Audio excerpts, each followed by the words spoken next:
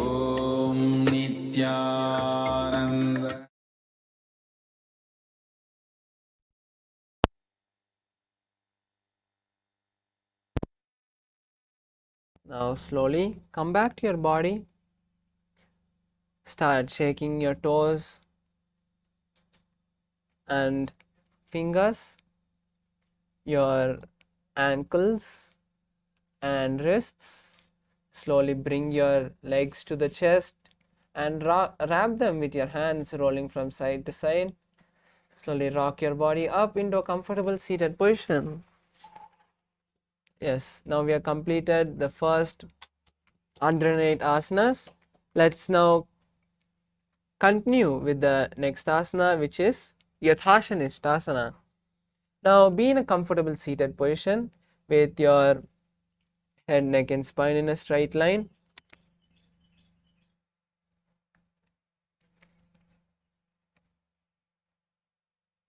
Visualize Swamiji in your inner space and place your hands on the respective knee in Bindu Mudra, which is touching your index and thumbs.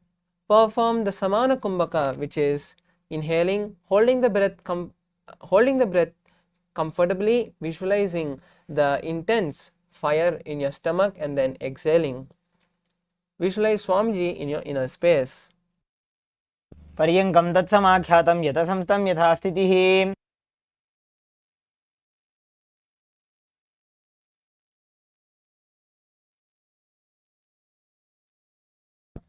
The next asana is Samasana. Now sit in a cross-leg position with the hands on the knees and continue to keep your hands in Bindu Mudra. Visualize Swamiji in your inner space.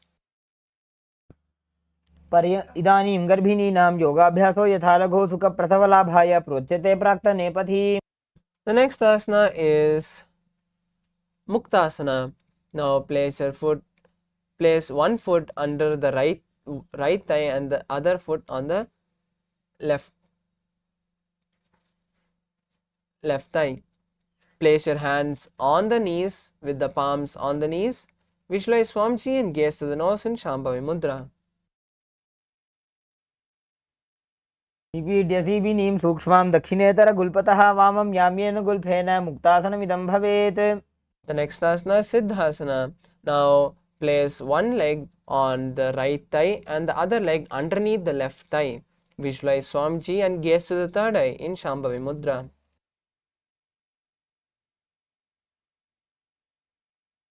स्थानसंयमितेन्द्रियो चलदृशा पश्यन् भ्रुवोरन्तरं चैतन्मोक्षकपातभेदजनकं सिद्धासनं प्रोच्यते. Next asana is Siddhyasana. Now maintain the same posture as Siddhasana and switch the gaze to the ground in front of you. Perform the Mahamudra Bandha and visualize Swamiji. वामपादकीडीजानो सीवनिमधितासुकोठानो. The next asana is Rudrasana 2. Now maintain the same position and now keep your hands in Bindu Mudra. Visualize Lord Rudra in your inner space and gaze to the third eye. वामचरण परिदक्षिण राखे एकजुगति ऐसे विधि राखे. The next asana is Santadhunasana. Now maintain the same position as Rudrasana and switch the gaze to the nose. Visualize yourself as the unshakable nature.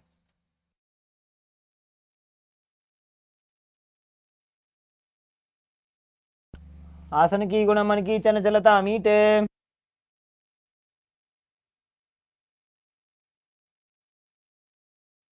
Next asana is Siddhasana 2. Now maintain the same position and cup the palms, placing them on the navel. Visualize Swamiji. ऋजुकाय समासीन सिद्धासनमुदीरितं प्रसार्य भुवि पादौ तु दोर्भ्यामङ्गुष्ठमादरात्. Next asana is Bhaddayoni Asana. Now maintain the same position and visualize yourself as the womb of creation. Now perform Shanmukhi Mudra, which is locking your mouth with the ring and little fingers, closing the nose with the middle finger, closing the eyes with the index finger, and closing the nose, closing the ears with the thumbs. यत्र मध्ये महादेव बन्धयोन्यासने शृणु. The next asana is Virasana. Now maintain the same posture and place your fingers in Bindu Mudra. Visualize yourself as the space of bravery. एकं पादमथैकस्मिन् विन्यस्योरेण संस्थितः इतरस्मिंस्तथा चोरुं वीरासनमुदीरितम्. Next asana is Valmikasana. Now maintain the same position as you just switch the gaze to the third eye and visualize the great sage Valmiki.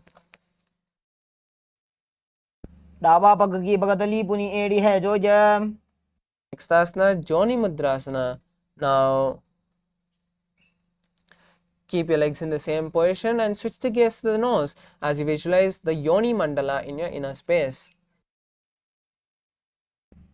वाम पाद की बगतली जाहि माहिली core The next asana is Yoni Asana.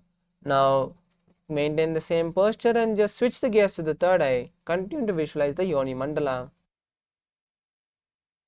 योन्यासनं पर्वतेन योगं योगफले नीलं तत्काल फललं तावत् खेचरो यावदेव हि Next asana is Bhadrasana 3. Now keep the soles of the feet together and hold the soles with both the hands. Visualize yourself as Lord Veerabhadra and gaze to the nose. Perform the Udyana Bandha. गुल्फौ च वृषणस्यादः सीवन्त्याः पार्श्वयोः क्षिपेत सव्यगुल्फं तथा सव्ये दक्षगुल्फं तु दक्षिणे Next asana is Aghorasana. Now maintain the same posture and keep the left hand on the left knee. Now with the right hand close the mouth and start performing the Abhyantra Kumbhaka, which is inhaling through the left nostril and holding the breath, then inhaling through the right nostril and holding the breath, then exhaling through the left nostril. Gaze at the third eye and perform Kechari Mudra, which is rolling your tongue up and touching the back of your throat. पूर्वकहो भिशिरिका Jogi Wahi विधियोगी जैसोजी The next asana is Kaneri Pavasana. Now place the elbows on the soles and rest the chin on the palms. Bring the feet, gaze at the nose in Shambhavi Mudra and visualize yourself drinking water as a female elephant. Perform the Udyana Bandha. पाव आसन कख्यो है जैसे Yahoo में जाने विधि तैसे The next asana is Parasana. Now sit with the knees raised. Keep the arms between the thighs and calves and interlace the fingers in front. Lift the legs off the mat and visualize Swamiji as you gaze at the nose. Start performing Rechaka Kumbhaka, which is exhaling completely, keeping the lungs empty comfortably and then inhaling again. ततोर्ध्वम्रे च जेत् वायुं मृदुनिश्वास संयुतम् Next asana is Gopi Chandasana. Now keep the soles of the feet together and hold them from the front. Now lift the legs up towards the chest, resting the chin on the toes. Visualize you're a king and gaze to the nose. पूर्व विधि पगा का अंगूठा कंठ कूपराशे Next asana is Udarasana. Now place the legs on the ground and keep the soles of the feet together. Now scoop the hands under the legs and pull them towards the chest. Rest the chin on the toes and visualize your body free from defects and gaze to the nose. दो पगतली संपुटाने उभय हस्त करियोर हिताने Next asana is Bhishishtasana. Now from this position, raise the legs in front of the face. Visualize yourself excelling in everything.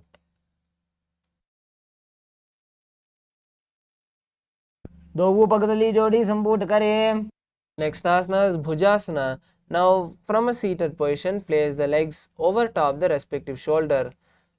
Then bring the arms underneath the legs and up, interlacing the fingers behind the back. Visualize yourself as a cobra.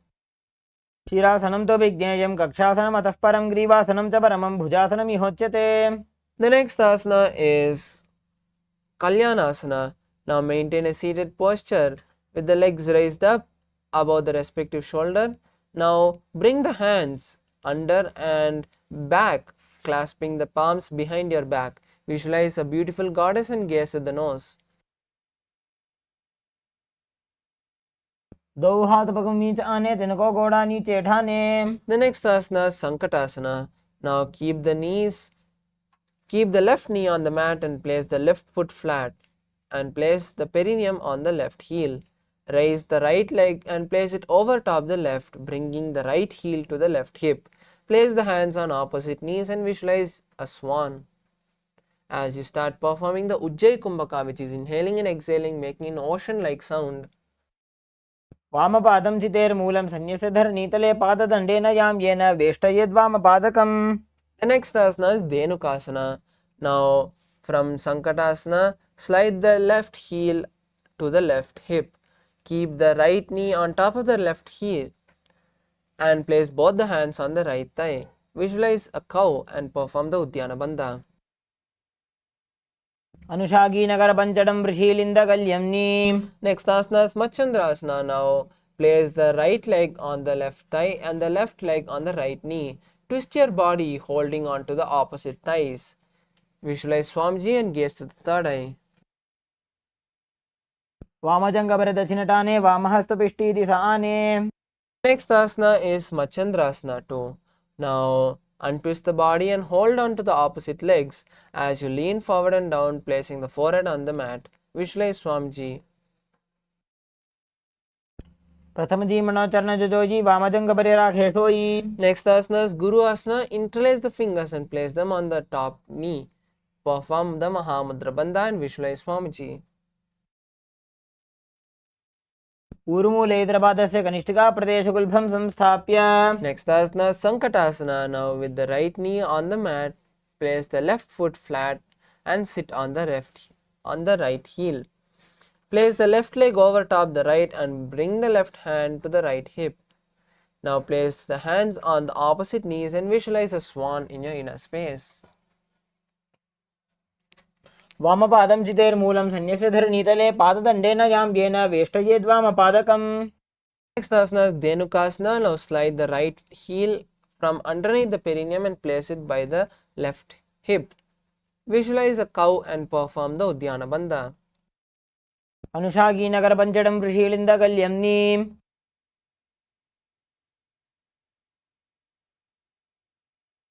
Next asana is Machandrasana. Now place the right foot on the left thigh and the left foot on the right knee. Now turn around, twisting your body and holding on to the opposite thighs as you visualize Swamiji and gaze to the third eye. वामजङ्गपरदक्षिणटाने वामहस्तपिष्टीदिशाने. The next asana is Machandrasana too. Now untwist the body and hold on to opposite legs as you lean forward and down, placing the forehead on the mat. Visualize Swamiji. प्रथमजी मनोचरणजोजी वामजङ्गपरे राखे सोयी.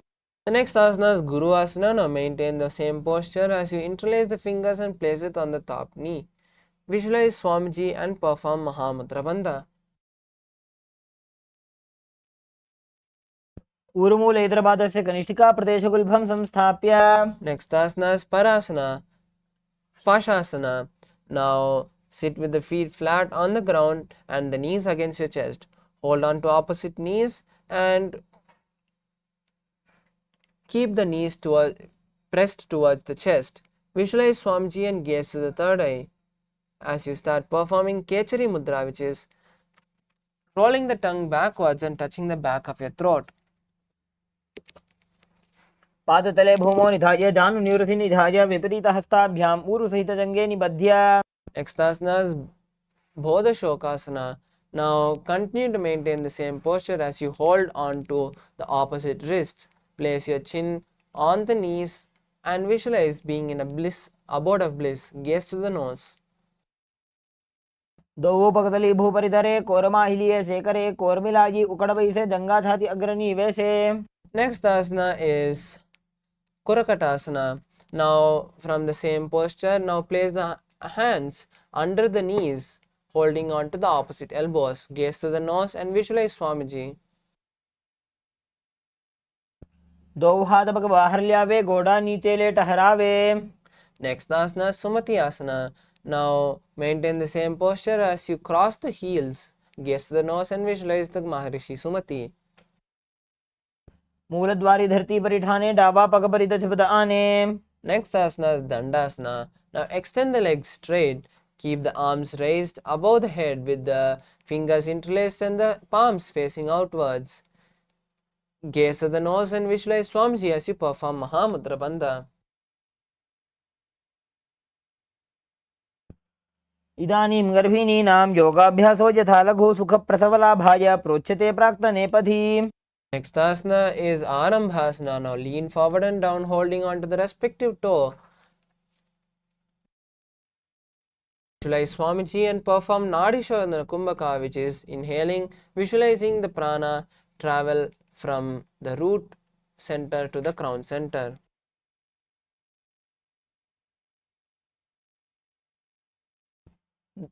दो पग मिलवा पसारी पगा का अंगूठा पकड़ी लीला टकोड़ा लगावे.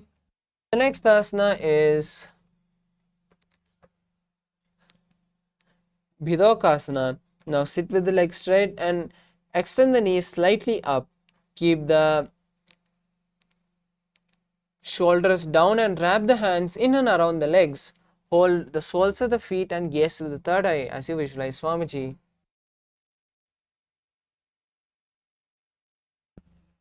प्रथम बैसी दो पाव पसारी कछको उर्त को कुरुडो डारे. The next asana is Jalandhari Pavasana. Now extend both the hands out with the heels together. Place the hands underneath the shins as the palms face upwards. Visualize Swamiji and gaze to the nose.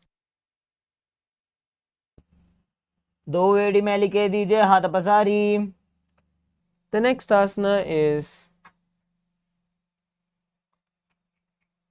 Urdhva Paschimottanasana.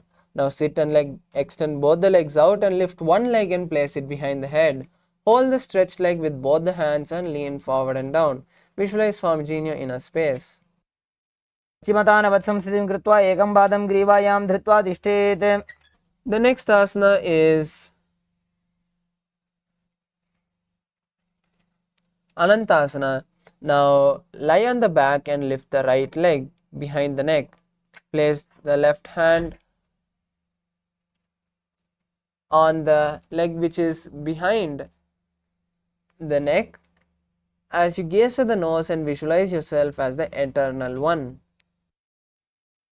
उत्तानशयने एकैकं पायि ग्रीवायां विन्यस्य इतरहस्तेन पावाग्रं गृहीत्वा. Next asana is Ankushasana. Now roll on to the elbow of the hand holding the foot and visualize the prana traveling from the root center to the crown center in Pratyahara Kumbhaka. Gaze at the nose and visualize yourself having complete control. उत्तानशयित एकैकं पादं ग्रीवायां कुर्वन् इतरहस्तं कर्णमूले स्थापयेत्. The next asana is Drishasana. Now lay on the back and bring the knees to the chest and circle the thighs and calves with the arms and then roll from left to right. Visualize Swamiji and continue to perform the Pratyahara Kumbhaka. उत्तानशयनं जानुनी हृदयवष्टम्बा जङ्घासहित ऊरूनि करद्वये बद्ध्वा सव्यापसव्यं लोडयेत् दृशासनं भवति. The next asana is Urdhva Paschimottanasana on the opposite side. Now place the other leg behind the neck and lean forward and down holding the stretched leg with both the hands. Visualize Swamiji and continue to perform the Pratyahara Kumbhaka.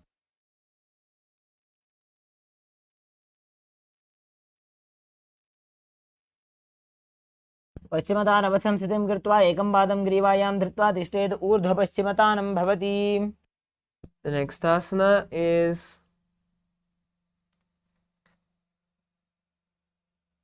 Anantasana. Now slowly lie on the back and hold the leg which is behind the head with the opposite hand. Visualize yourself as the eternal one and gaze at the nose.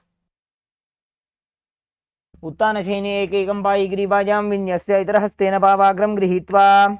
The next asana is Ankushasana. Now roll on to the elbow which is holding the leg and visualize yourself as the complete control over your body and gaze to the nose in Shambhavi Mudra.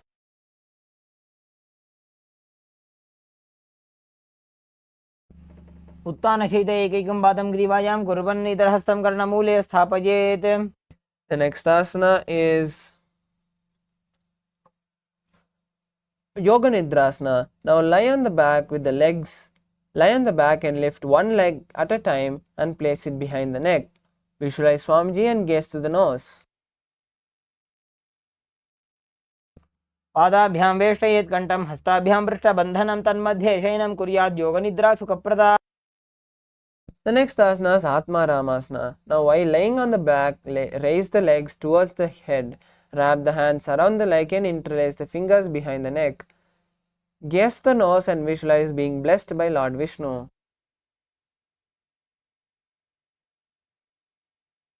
आत्मा राम आसन प्रथम सूधो सोबे.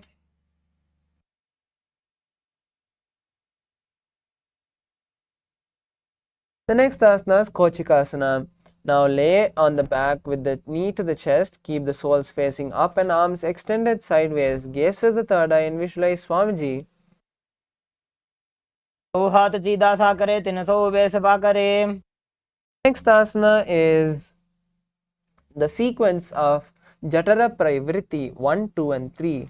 We'll be performing these 6 asanas continuously. So visualize Swamiji throughout this sequence. Now lie on the back with the knees to the chest. Keep the arms to the side at the shoulder level.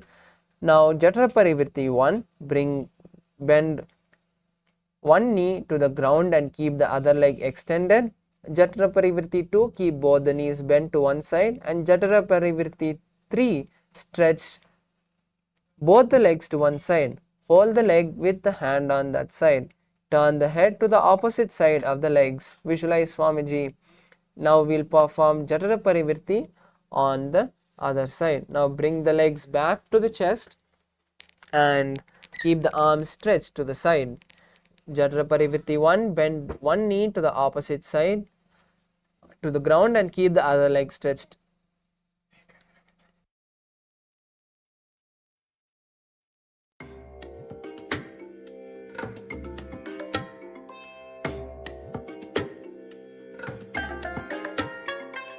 I bless you all.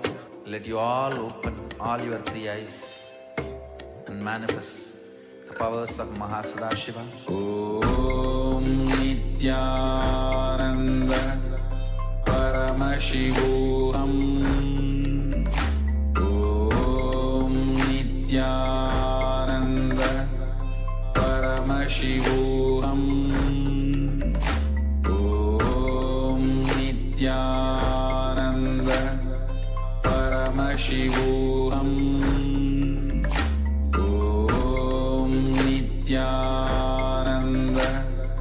Paramashivoham.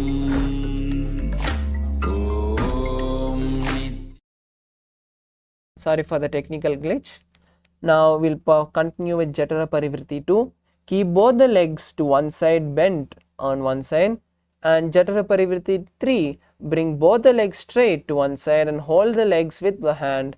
Turn to the opposite side of the legs and continue to visualize Swamiji. परिवृत्ति कुक्षि भागे त्रिदाहि परिकीर्तितः बद्धकोणं सुप्तकोणं ऊर्ध्वकोणम् अथापि च. The next asana is Dvipardapitam. Now lie on the back and keep the soles of the feet flat on the ground with the knees pointed up. Hold on to the respective ankle as you lift the hip off the ground. Tuck your chin to the chest in Jalandhara Bandha and visualize yourself as a sturdy bridge. Gaze at the nose. प्रतिक्रियायुतं द्वन्द्वपीठः सर्वबलप्रदं गर्भिणीनां दुर्बलानाम् इति Gargi जगादनु. Next asana is Paryankasana. Now lay on the back and place the feet flat on the mat. Bring the arms over the head and place the hands flat on the mat as well, with the fingers pointing towards the body. Lift the entire body up and off the ground as you visualize yourself as a stone furniture. उत्तानशेन हस्ततलाभ्यां भूमिं वष्टाभ्यां पादतलाभ्यां भूमिं धृत्वा. The next asana is Shvotanasana. Now lie on your back and bring the knees to the chest. Hold the respective shoulder and start circling the hips. Visualize yourself as a playful dog lying on its back.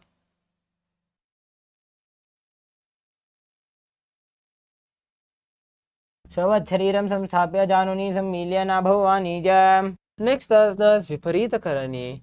Now lie on your back and raise the hips and legs up. Bring the hands to the lower back for support if needed, or else keep the elbows and hand extended on the mat below, behind the back. Balance the body as the legs raise up straight. Move the legs around in a circle. Visualize Swamiji and perform Jalandhara Bandha as you inhale and exhale in Murcha Kumbhaka. भूतले शिरो दत्त्वा खेनये चरणद्वयं विपरीतकृतिश्चैषा सर्वतन्त्रेषु गोपिता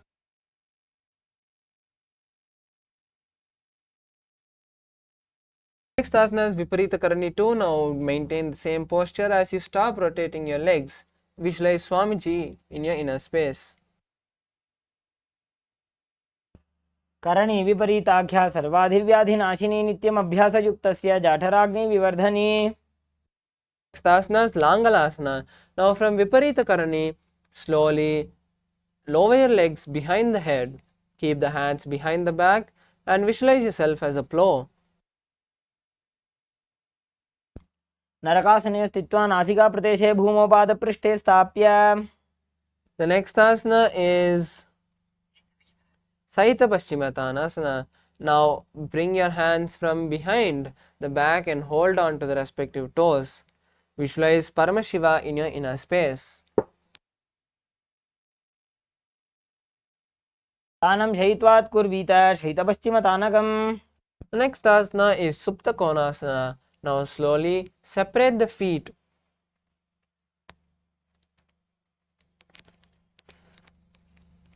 Separate the feet wide apart. Visualize Swamiji in your inner space. परिवृत्ते कुक्षि भागे त्रिधा हि परिकीर्तितः बद्धकोणं सुप्तकोणम् ऊर्ध्वकोणमथापि च. Next asana is Supta Konasana. The next asana is Chakrasana. Now bring the legs over top the head to the ground. Hold the ankles and keep the knees straight. Roll backward onto the back, keeping the legs straight. Visualize yourself as a wheel and continue to perform Murcha Kumbhaka and Jalandhara Bandha. शवासनस्तद्वौ पादौ कुर्यान्मस्तकतः परो व्युत्क्रमेण ततः शीघ्रम् एतत् सर्वस्य साधनम्.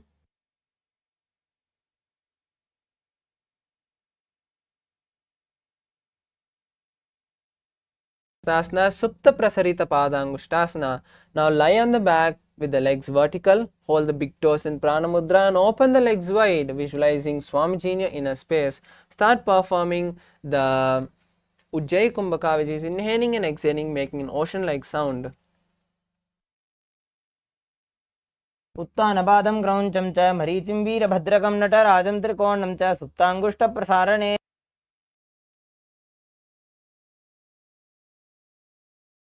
Next asana is Supta Padangushtasana. Now lie on the back with the legs extended up. Hold the big toes in Prana Mudra and visualize Swamiji in your inner space. उत्तानपादं क्रौञ्चं च मरीचिं वीरभद्रकं नटराजं त्रिकोणं च सुप्ताङ्गुष्ठप्रसारणे. The next asana is Matsyasana. Now from Supta Padangushtasana, lay back and hold the opposite elbows over the head. Lock your legs into Padmasana and gaze to the nose. Continue to perform the Ujjayi Kumbhaka. मुक्तपद्मासनं कृत्वा उत्तानशयनं चरेत् कूर्पराभ्यां शिरो वेष्ट्य मत्स्यासनं तु रोगः. The next asana is Parashuramasana. Now from Matsyasana, place the back of the right hand onto the left palm. Gaze to the nose and visualize Lord Rama. प्रथमकरे पद्मासन आछे सूधो सोवे भूपरिपाछे. The next asana is Sarvangasana. Now while laying on the back in Padmasana, lift the hips up and the legs up. Keep the hands to support the hips with the elbows on the floor. Tuck the chin to the chest in Jalandhara Bandha and visualize Swamiji as you gaze at the nose in Shambhavi Mudra. अथवा क्षेत्र संक्षेपात् सर्वांगासनम् उत्तमं यत् कृत्वा योग निपुनो विद्याभिः पंडितो यथा. Next asana is Vrishchikasana. Now lay on the back with one foot on the opposite thigh. Lift the other knee towards the head and extend both the arms above the head. Hook the fingers forward and gaze to the third eye as you visualize yourself as a scorpion and perform the Jalandhara Bandha. प्रथम करे पद्मासन आछे सूधो सोबे भू परिपाछे. Next asana is Vrishchikasana on the opposite side. Now lay on the back with one foot on the opposite thigh. Lift the knee towards the head and extend the arms straight, hooking the fingers forward. Gaze to the third eye and visualize yourself as a scorpion. प्रथम Shane सूधो शीशकेशिकी संधि सुदाखे. Next asana is Vrishabhata Kshepasana. Now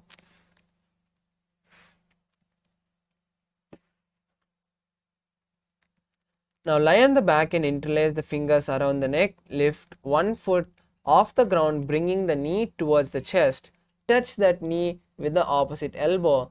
Do this again and again on both sides. Visualize Swamiji in your inner space. उत्तान शेनम कृत्वा अंगुलिभिकन्दरां बद्ध्वा कूर्परो मिलित्वा. Next asana is Marottananasana.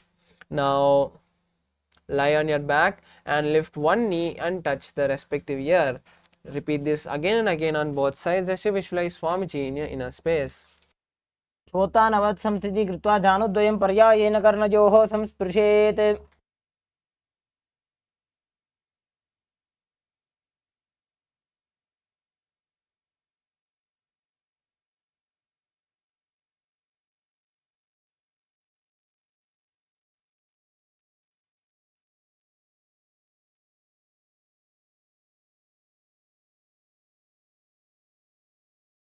अथ उत्तानसेनं कृत्वा पादतलाभ्यां भूमिं धृत्वा उत्तिष्ठेत् वृकासनं भवति. Next asana is Luthasana. Now lay on the back and quickly throw the legs above the head. Completely roll over and finish in a prone position. Repeat this again and again as you visualize Swamiji. अथ उत्तानसेनं पादौ शिर उल्लङ्घ्य भूमौ स्थापयित्वा. The next asana is Saratasana. Now lay on your belly with the toes extended. Keep the hands on the ground by the shoulders. Contract the lips, making a flute-like sound. Visualize yourself carrying warriors on your chariot back. निब्जं शयनं कृत्वा नाभिं भौमो निधाय स्तम्भध्यस्ताभ्यां भूमिं वष्टभ्य. Next asana is Dehalyulanghanasana. Now place the palms on the mat in a plank position and jump your legs forward and back between your arms. Visualize yourself gone beyond the body and mind. हस्तद्वयं बद्ध्वा तन्मध्ये चरणद्वयम् उड्डानैव बहिरानीय अथ नजेत्. Asana is Jatyasana. Now from a standing position, bend forward and place the hands on the mat. Walk backward and forth on all the four limbs as you visualize yourself as a 60-year-old elephant.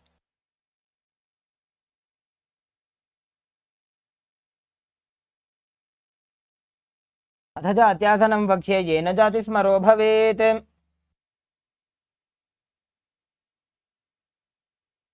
Next is Lolitika Karna. Now stand with the knees bent, heels touching and toes pointed outwards. Bring the hands parallel to the ground and then tilt the head backwards. Slowly bring the hands towards the chest and then away as you roll your head in all directions.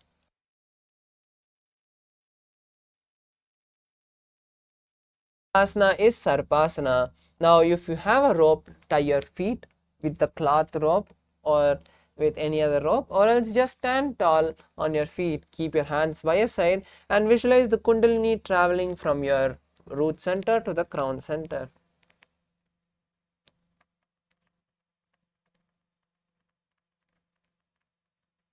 अथ सर्पासनं वक्ष्ये वायुपानाय केवलं शरीरं दण्डवत् तिष्ठेत् रज्जुबन्धस्तु पादयोः.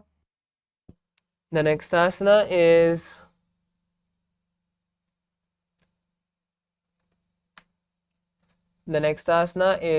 Ushtrasadhanasana. Now while standing, place all the fingers on the mat and then stand on the hands from the front. Walk forward and back as you visualize yourself as a camel. मुष्टिकनिष्ठिका प्रदेशेन भूमौ निधाय उपरि पादतले संस्थाप्य. The next asana is Ashwasana. Now lean forward and down, placing the hands on the mat from the sides of your feet, and then walk forward and back as you visualize yourself as a horse. मुष्टिकनिष्ठिका प्रदेशेन भूमौ निधाय उपरि पादतले संस्थाप्य. Next asana is Kapotanitakasana. Now stand straight with the feet together, interlace the hands behind the back and pull them down towards the cast, opening the chest. Tilt your head backwards as you visualize yourself as a diving bird. Continue to perform the Saja Kumbhaka. पादतले भूमौ निधाय पृष्ठभागेन हस्तौ जङ्घापर्यन्तं नीत्वा कपोतनिटकं भवति. The next asana is Talapushpaputam Karana. Now stand tall with the palms together in Namaskara Mudra. Gently bend the knee and keep the toe pointing outward. Simultaneously open the palm and raise one heel off the ground. Visualize slightly lower the waist and shoulders of the respective heel. Visualize you're holding an offering of bouquet of flowers to Paramashiva.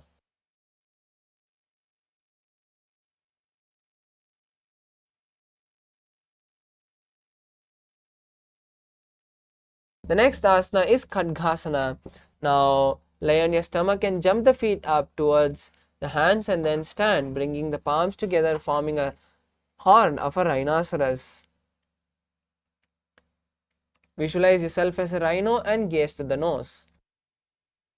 नुजसरतमासनं कृत्वा पादतलाभ्यां भूमिं वष्टभ्य उत्तिष्ठेत्. खड्गासनं भवति.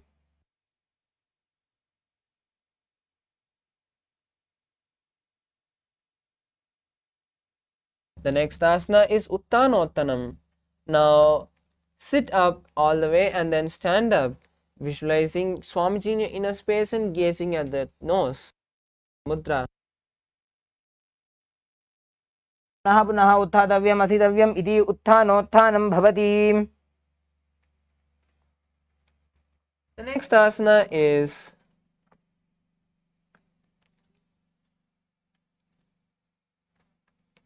Musalasana. Now stand up straight and raise the hands over the head. Jump again and again as you visualize yourself as a mace.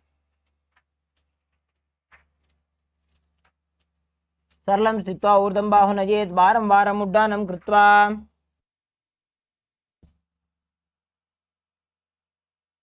The next asana is Uchirshaka. Now from a standing position, pull the sole of one foot towards your belly. With the other leg, sit down and stand up, alternating both legs. Visualize Swamiji and gaze to the nose. एकैकं पादतलं कुक्षौ निधाय तिष्ठेत्. उच्छीर्षकं भवति.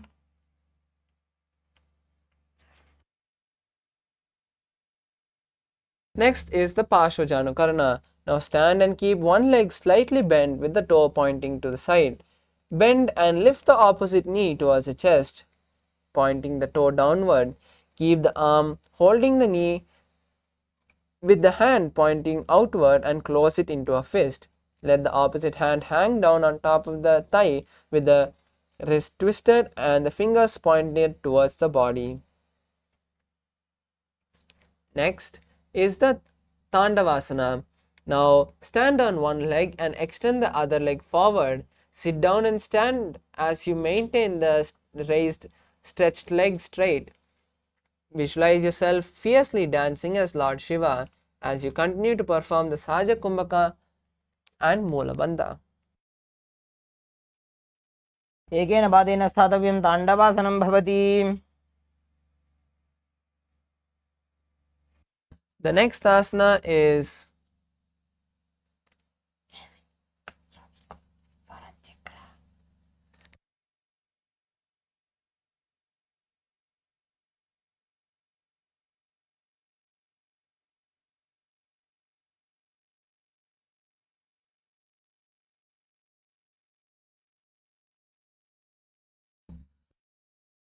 ब्राह्मणासनमावक्ष्ये यत्कृत्वा ब्राह्मणो भवेत्. The next asana is Garudasana 3. Now stand tall and wrap the left leg over and around the right knee. Tuck the left toe to the center of the body and keep it to the right side of the calf. Simultaneously cross the arm below the right hand and bring the palms together as you visualize Lord Garuda in your inner space. उत्तानकूर्मपीठं च सिंहस्गारुडमेव च.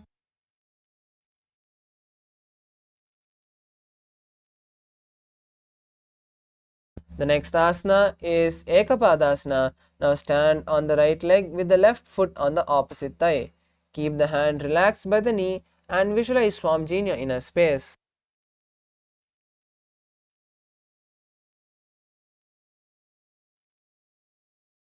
दक्षाङ्घ्रिं वामपादस्य जङ्घोपरि निधाय च. The next asana is Dhruvasana. Now stand on the right leg and hold the toe of the left foot. Straighten the leg out to the side as you rotate your body quickly on the standing leg. Visualize yourself as a pole star. एकेन हस्तेन दण्डरूपस्य एकस्य पादस्याग्रं धृत्वा. The next asana is Trivikramasana. Now stand on the right leg and place the left foot behind the neck. Stand tall and sit down as you visualize Lord Vishnu taking 3 steps. ग्रीवायां पादं संस्थाप्य स्थातव्यम् उत्थातव्यं त्रिविक्रमासनं भवति. Next asana is Parshvajanukarana. Now stand and keep one leg slightly bent with the toes pointing to the side. Bend and lift the opposite knee towards the chest as you pull the toe downwards. Keep the arm holding the knee with the hand pointing outwards and close it into a fist. Let the opposite hand hang down to the thigh as you twist the wrist and keep the fingers pointed towards the center of the body. Visualize yourself as Lord Paramashivam. The next asana is Tandavasana.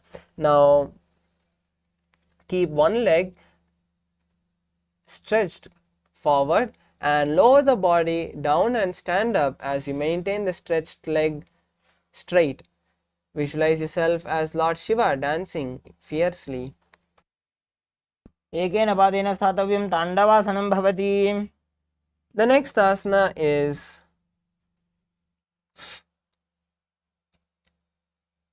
Brahmanasana. Now place the right foot on the inner thigh of the left thigh and stand erect on the mat like a rod. Keep the hands by the side and visualize yourself being blessed by Lord Brahma.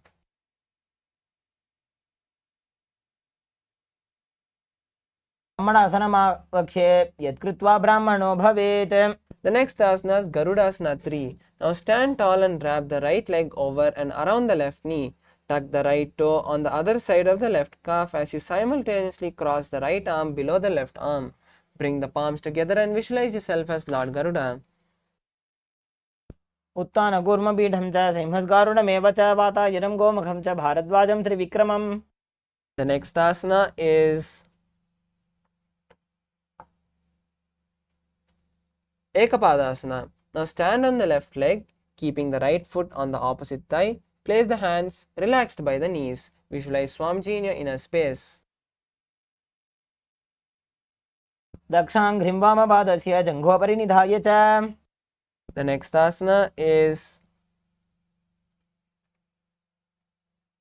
Dhruvasana.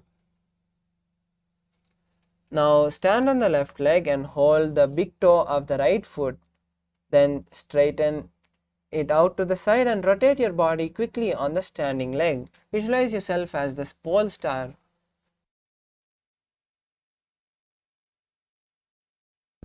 एकेन हस्तेन दण्डरूपस्य एकस्य पादस्याग्रं धृत्वा.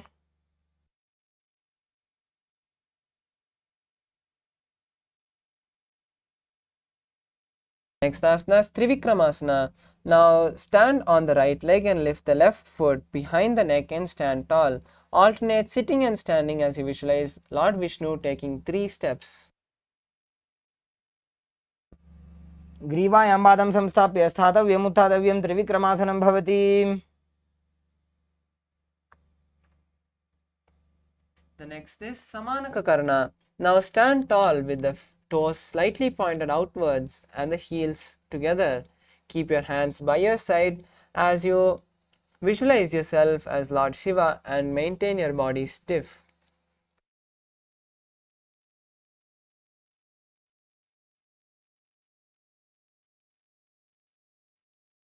Next asana is Ghorakanjali asana. Now stand erect and then bend forward, bringing the hands underneath the knees, making a finger lock. Sit in a squatting position and let the finger lock touch the navel. Visualize the great sage Goraknatha and start performing the Jiva Chala Kumbhaka, which is inhaling and visualizing the prana travel throughout your body and then exhaling. प्रथमहि उभो होये बाहुरी नीचो पुनि होवे. The next asana is Kanchi asana. Now insert the hands between the thighs and calves and then wrap the hand around the buttocks. Squat and hold the hands as you visualize Swamiji in your inner space. ऊरुमध्यात् हस्तो निवेश्य नितम्बं धृत्वा.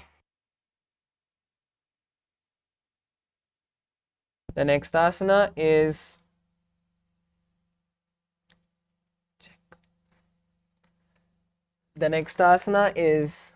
Bhairu asana. Now bring the feet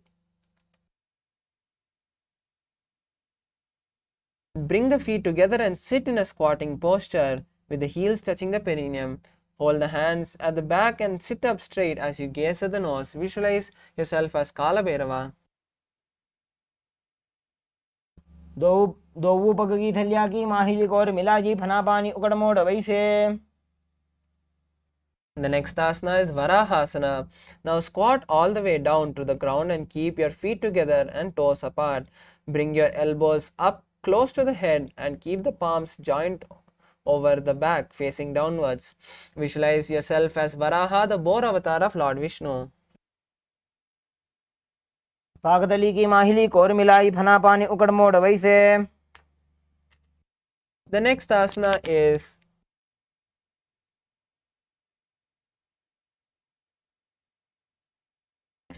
Pripitasana. Now keep the heels touching and bring your hip to the same level as your knees. Let the hands hang down with the fingertips touching the toes in front of you. Visualize Swamiji in your inner space. पार्श्वद्वय सम्मील्य स्थित्वा नितम्बं जानुप्रदेश आनीय. The next asana is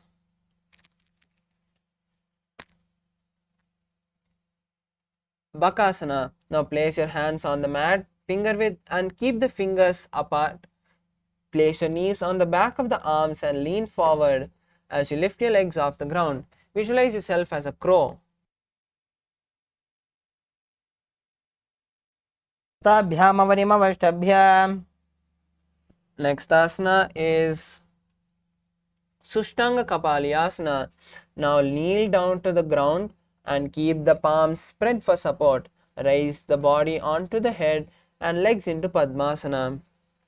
Visualize yourself as Swamiji and gaze to the nose. आसन गोगुण कपाल आछो होई. The next asana is Guptasana. Now sit on the heels with the toes flat. Now slowly open the feet to the side as you place the perineum on the mat.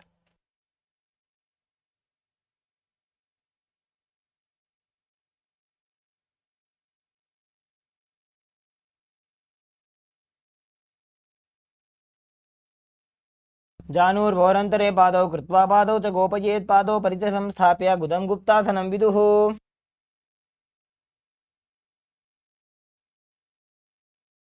The next asana is Vrikshasana. This is an inverted asana, so you can take the support of the wall or a partner.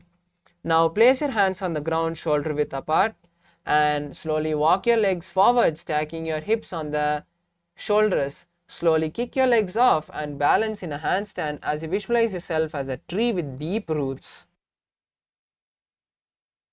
सप्तचक्रक्षालनाय वृक्षासनविशेषकाञ्चननेन्द्रियदादाढ्य कोणभेदान् समभ्यसेत्.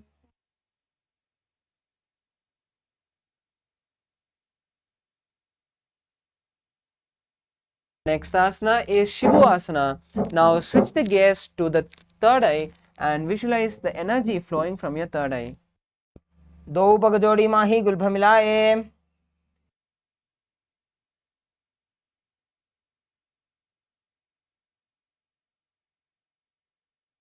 The next asana is Matsyasana 2. Now come to a plank position with your hands shoulder width apart. Slowly lower the body to the ground and raise it again. Repeat this again and again as you visualize yourself as a fish. नित्यं शयनं कुर्परो पार्श्वभागायामूर्धकृत्य. The next asana is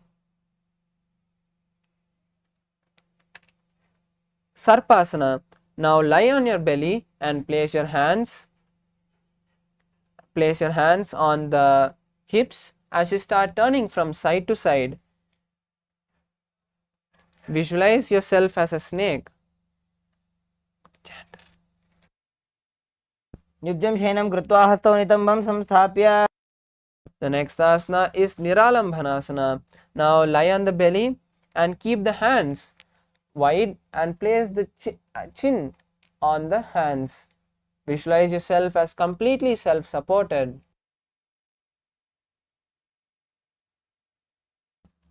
कराभ्यां पङ्कजं कृत्वा तिष्ठेत् कुर्परयासुदीः.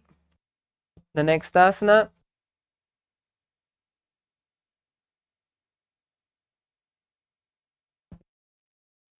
Now lie on the stomach and place the hands flat on the mat in front. Straighten the arms and then bend the knees, bringing the feet towards the upper back. Lift the head to the chest as you visualize yourself as an umbrella protecting your guru from the sun rays. अर्ध्यासनं स्थित्वा हस्ततलाभ्यां भूमिं धृत्वा. The next asana is Vajrasana. Now sit on the knees as you keep the top of the feet flat on the mat.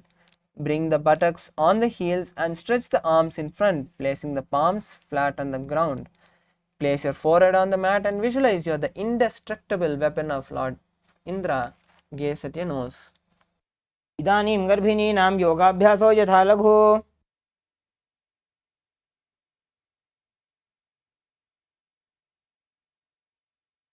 Next asana is Meshasana. Now push your body up into Gajasana on the hands and feet with the hip raised. Alternate striking the hand to the ground. Visualize yourself as a powerful ram. गजासनं संस्थितो एकैकं बाहुं भूमौ ताडयेत् मेषासनं भवति. The next asana is Ajasana. Now from Gajasana, lift the legs into the hat, slowly bringing the forehead to the ground. Visualize yourself as unborn and existing for all eternity. गजासनं संस्थितो पादद्वयमन्तराळे कृत्य.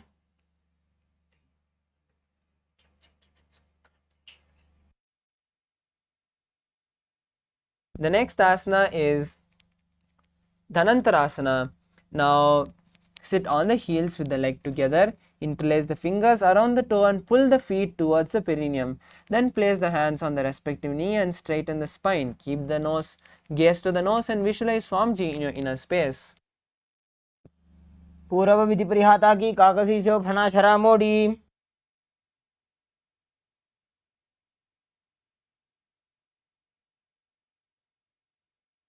Next asana is Angamotanam. Now interlace your fingers in front and then behind you. Stretch the arms forward to the side and then backwards, giving massage to various muscles of the body. Visualize Swamiji in your inner space and continue to perform the Ujjayi Kumbhaka.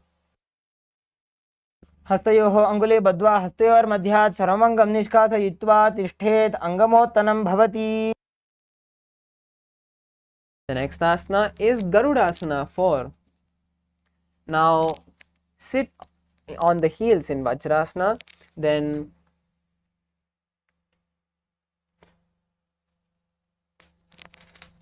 Then turn the feet to the side. Keep the thighs and knees on the ground and keep the spine straight. Visualize yourself as Lord Garuda flying Lord Vishnu and Lakshmi on his back. जङ्घोरुभ्यां दरां पीड्य स्थिरकायो द्विजानुना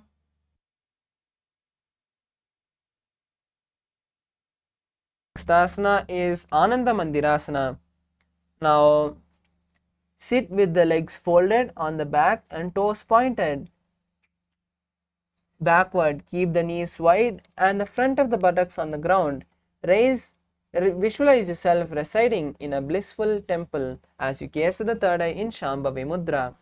अथ वक्षे वीरनाथ आनन्दमन्दिरासनं यत्कृत्वा अमरो धीरो भवत्येवेह साधकः. The next asana is Mandukasana 2. Now sit with the knees wide and the feet and the ankles overlapping.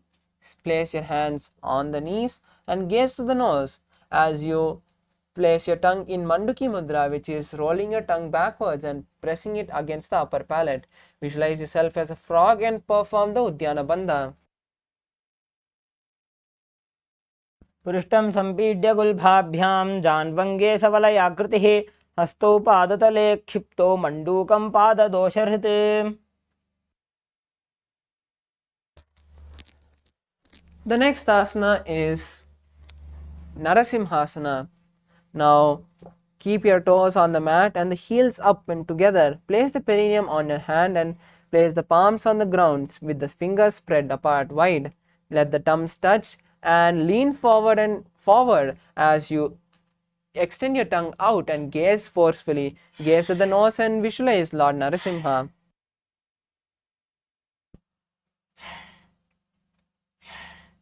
दोवु फणा पाणी होए वैसे AD मेर गुदानी वैसे समशरीरनी काटहरावे NASA अग्रदृष्टि को ल्यावे. The next asana is Bishrakasana. Now sit on the toes and place the perineum on the heels. Separate the knees sideways and place them on the ground. Make a hollow of the palms and place them on the mouth as you keep the tongue underneath the teeth and close the lips. Gaze to the nose and inhale through the left nostril as you exhale through the mouth. Gaze at the nose in Shambhavi Mudra. Visualize Goddess Durga in your inner space. दो बगा की AD Joji गोड़ा फनो बान पुनि होई. The next asana is Makadasana. Now keep the soles together on top of the ground and sit on the heels with the elbows bent. Bring the fingers to the chest as you start scratching your body, visualizing yourself as a playful monkey. Gaze to the third eye in Shambhavi Mudra. दोवु पगतली संपुट आने तिनकी पिष्टि भूमि परिठाने.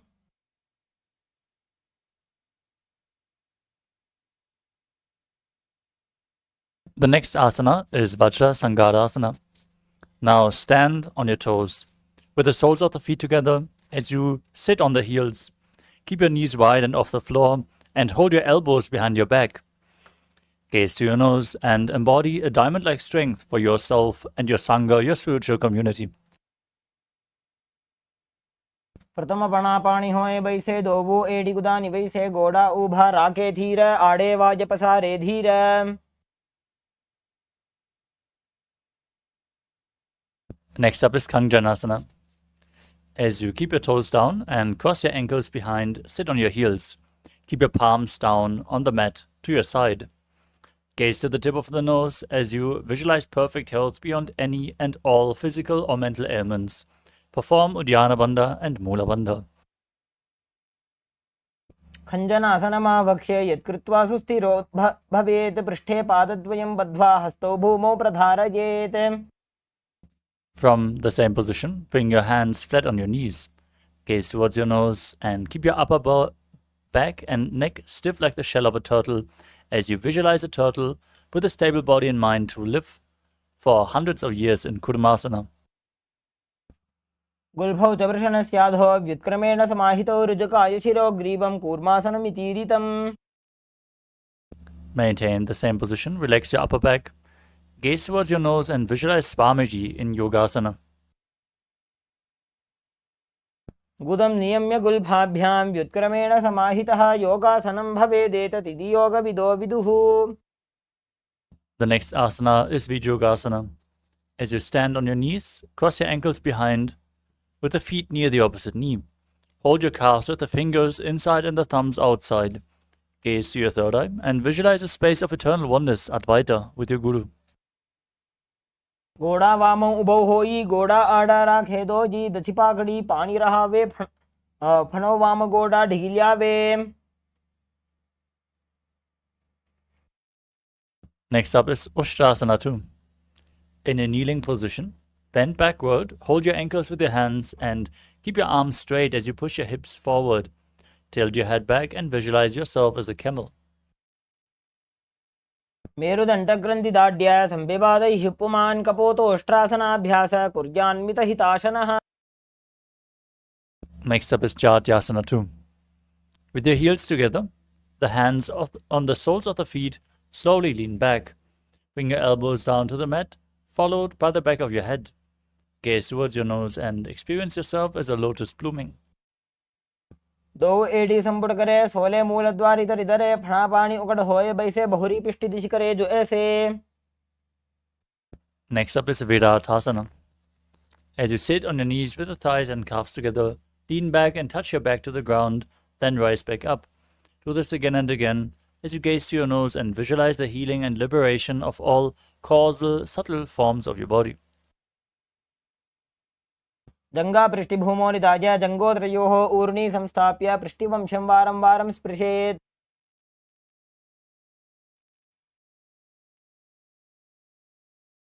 The next asana is Kapotasana. From Viratasana, raise your hips higher, bring your forearms on the mat, and hold the back of your heels as you place your head in between your feet. Now visualize yourself as a beautiful dove. मेरुदण्डग्रन्थिदाढ्य संविवादैः पुमान् कपोतोष्ट्रासनाभ्यास कुर्यान्मितहिताशनः. We move on to Vadasana. Now stand upright on your knees with the toes tucked. Hold your arms with opposite hands. Gaze towards your nose as you enter the boon fulfilling posture.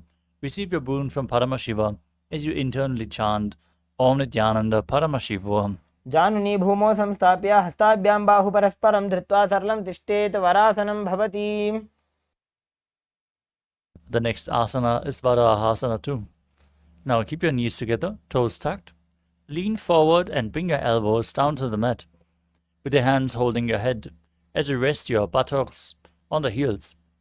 Now visualize yourself as Varaha, the boar avatar of Lord Vishnu.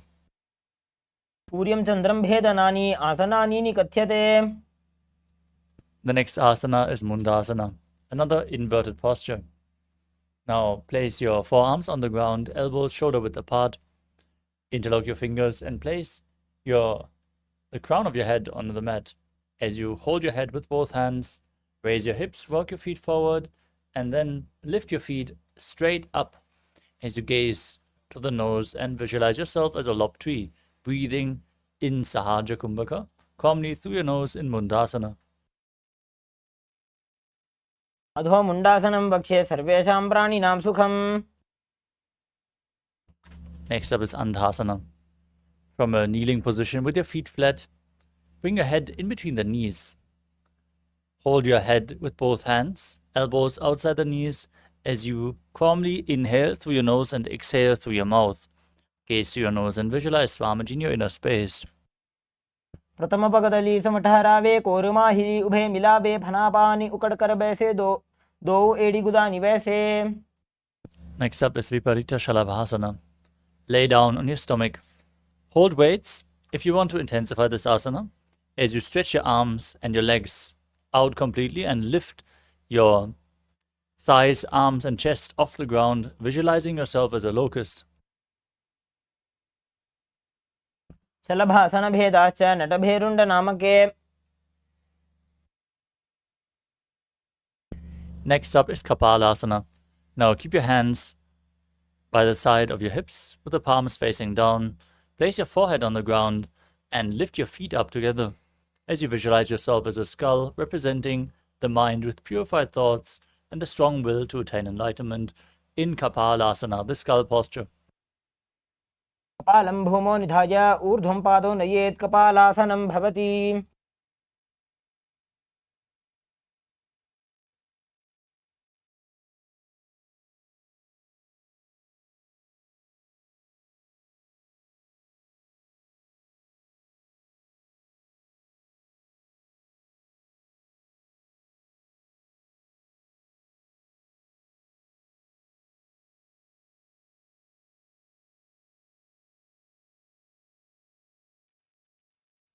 We move on to Akasha Kapotasana. Lay on your stomach, place the hands back and lift your hips and bring your feet over your head on the ground in front of you. Now visualize yourself as a free and open dove in Akasha Kapotasana. आसने स्थित्वा चरणौ भूमेरुत्थाप्य मस्तकोपरि नीत्वा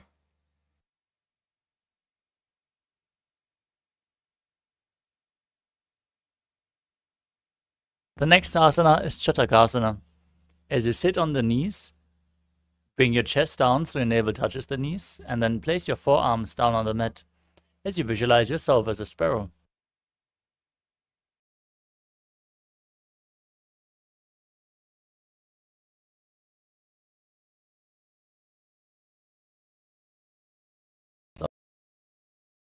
On the ground, raise your hips up, bring your feet up over your body, touching your head as you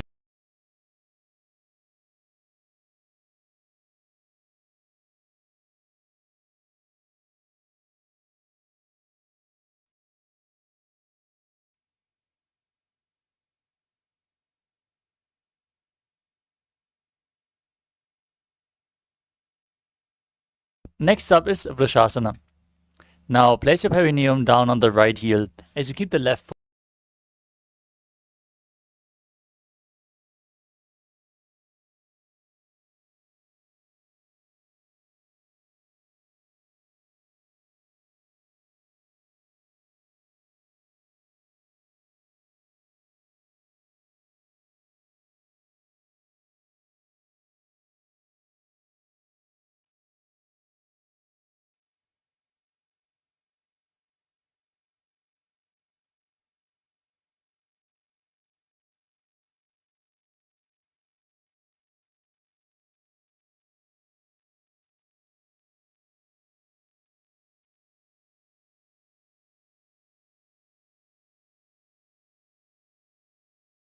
and perform Antaranga Kumbhaka. लोलासनं सदा कुर्यात् वायुलोलापघातनात्. Asanas Vrishasana on the opposite side. Now place the perineum down on the right heel and keep the left foot outside of the hip.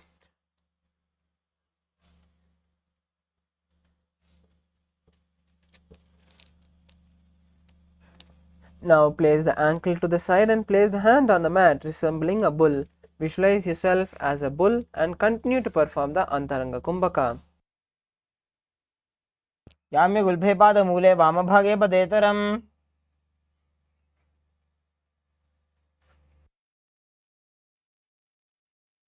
Next asana is Balagunasana. Now place the left toe on the ground and sit on the heel of the left foot.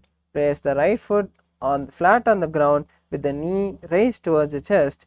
Place the palm on the respective knee and maintain an upright position as you visualize yourself as Balaguna, one of the 84 Siddhas.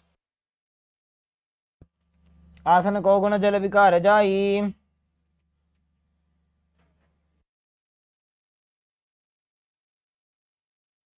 Next asana is Grahasana. Now squat the feet flat on the mat, bring the elbows under the thighs and wrap the hands around the shins. Hold the ankles from the outside as you visualize yourself as an entire planet.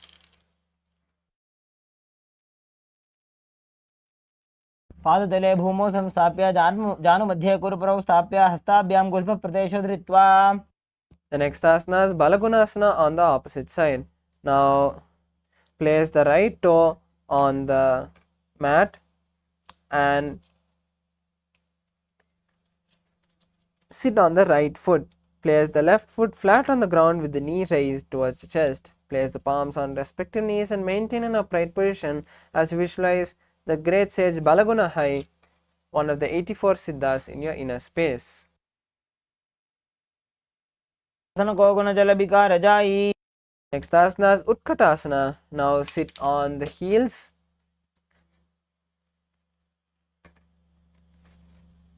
And place the palms on top of the respective knee. Keep the head, neck and spine in a straight line as you visualize Swamiji in your inner space. Continue to perform the Antaranga Kumbhaka. युजास् विजोस् स्त्रियत ऊर्वजानो यत्रासने पादतलद्वयोपरि. Asana is Vajrasangarasana. Now place the soles of the feet together and sit on the heels as you open the knees wide apart.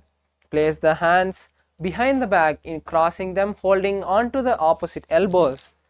Visualize Swamiji in your inner space and continue to perform the Antaranga Kumbhaka.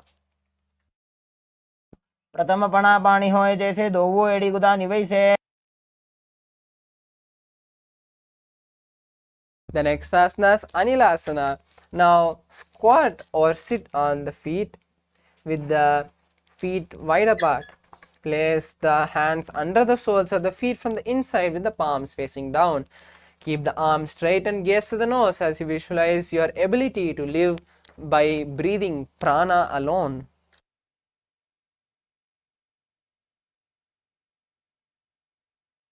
दो हाथ भूमि पर डाने कहुनी जाड़ीना भिलग आने.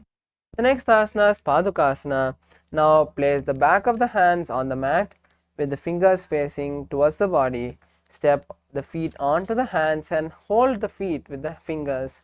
Start walking back and forth on your mat as you visualize yourself wearing padukas. Continue to perform the Antaranga Kumbhaka. असतलयोः पादतले कृत्वा तिष्ठेत् गच्छेत् पादुकासनं भवति. Next asana is Kukkutoddhana. Now place the hands shoulder width apart on the mat and kick the legs up and let it land back on the mat. Repeat this again and again as you visualize yourself as a rooster. हस्ततले भूमौ कृत्वा पादतले च ऊर्ध्वमुड्डानं कृत्वा. The next asana is Viparita Nrittasana. Now place the hands on the mat, shoulder width apart. Lift the legs towards the sky.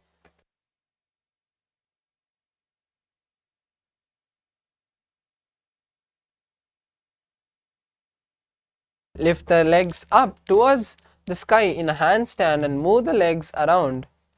Visualize yourself free from all patterns. हस्ततलाभ्यां भूमिं वष्टभ्य ऊर्ध्वपादाग्रे कुर्वन्. The next asana is Kunjarasana. Now step the feet apart and place the hands on the mat. Lift one hand and place it on the respective ear with the other hand straight.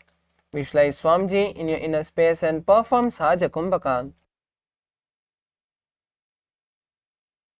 पक्षे महादेव कुञ्जरासनम् उत्तमम्. The next asana is Kunjarasana on the opposite side. Now just switch the position of your hands and visualize Swamiji in your inner space. पक्षे महादेव कुञ्जरासनम् उत्तमम्. Next asana is Kadambasana. Now sit on the ground with the feet flat and the heels close to the body. Hold the respective ankle and lift the feet off the ground. Visualize yourself as the Kadamba tree, the pious tree that promotes a long life.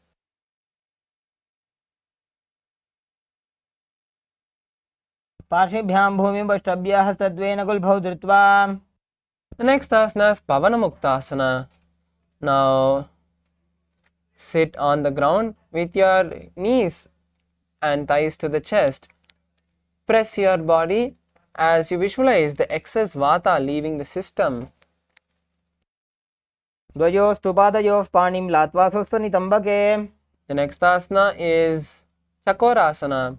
Now stretch the leg forward and place one leg behind the head. Keep the hands by the side and lift the body off the ground. Visualize yourself as a powerful source of energy and gaze at the third eye. पूर्वतानं चतुष्पादपीठं वज्रासनं तथा. The next asana is Dhanurasana. Now stretch both the leg forward and hold the legs with the respective hands. Pull the left leg towards the ear and keep the right leg straight. Visualize yourself as a bow. पूर्वतानं चतुष्पादपीठं वज्रासनं तथा.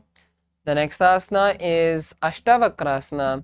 Now sit on the ground with the legs stretched and place the left leg over top the left shoulder.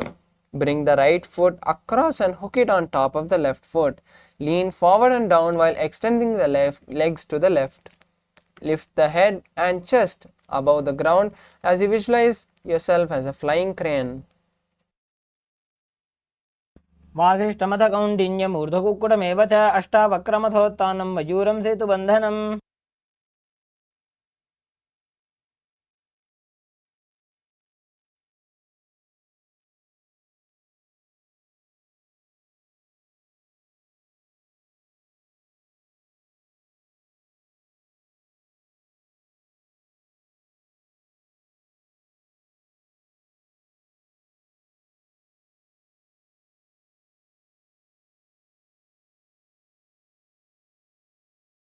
एतत् प्रभेदं वक्ष्यामि करोति यस्य चामरः.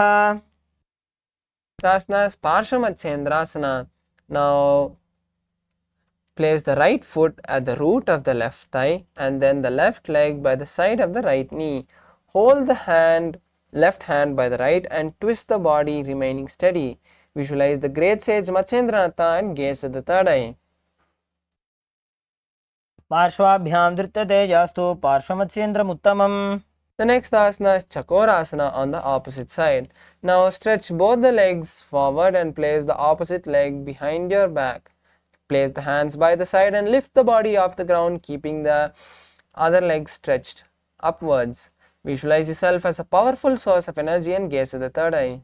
पूर्वतानं चतुष्पादपीठं वज्रासनं तथा. The next asana is Dhanurasana. Now hold both the legs with the respective hands and pull the right leg to the ear. Keep the left leg stretched as you visualize yourself as a bow. पादाङ्गुष्ठौ तु पाणिभ्यां गृहीत्वा श्रवणावधि धनुराकर्षकाकृष्टं धनुरासनमीरितम्. The next asana is Ashtavakrasana. Now keep the right leg over top the right shoulder. Bring the left foot across and hook it on top of the right foot. Lean forward and down while extending the leg out to the right side. Lift the head and chest up as you find balance, visualizing yourself as a flying crane. वासिष्ठमथ कौण्डिन्यम् ऊर्ध्वकुक्कुटमेव च अष्टावक्रमथोत्थानं मयूरं सेतुबन्धनम्.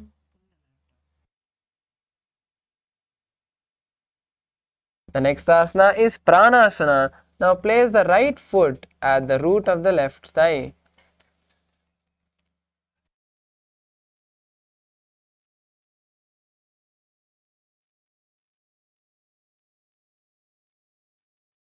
Now place the right foot on the left thigh and bring the left foot flat on the ground. Have the left shoulder underneath the raised left leg and place the hand flat on the ground. Visualize your ability to live by breathing prana alone and gaze at the third eye in Shambhavi Mudra.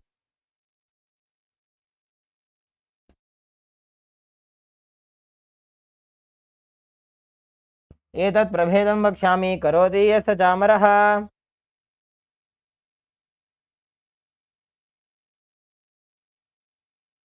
Next asana is Parshamatsendrasana on the other side. Now place the right foot in front of the root on the root of the left thigh and then place the left leg by the side of the right knee.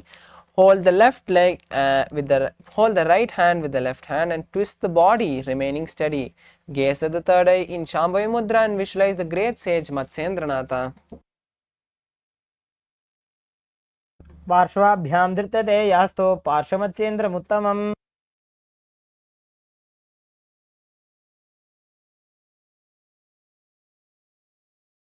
The next asana is Ardha Paschimottanasana. Now keep both the legs stretched and then bend one knee, placing the leg at the perineum, heel at the perineum. Bring the chest forward and down as you hold the front foot with both the hands, bringing the head towards the knee.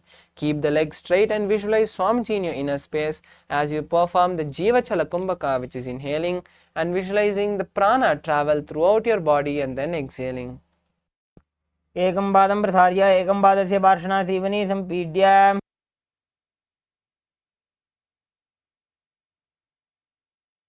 The next asana is Kraunchasana. Now place the left ankle outside of the hip and hold the sole of the right foot and lift the left leg. Then bring the leg towards the forehead and keep the knee straight. Gaze to the nose as you visualize yourself as a crane. उत्तानपादं क्रौञ्चं च मरीचिं वीरभद्रकं नटराजं त्रिकोणं च सुप्ताङ्गुष्ठप्रसारणे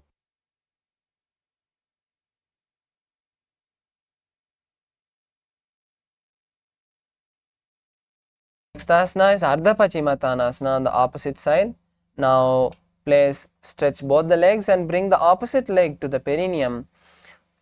Lean forward and down, bringing the chest to the thighs and the head to the knees.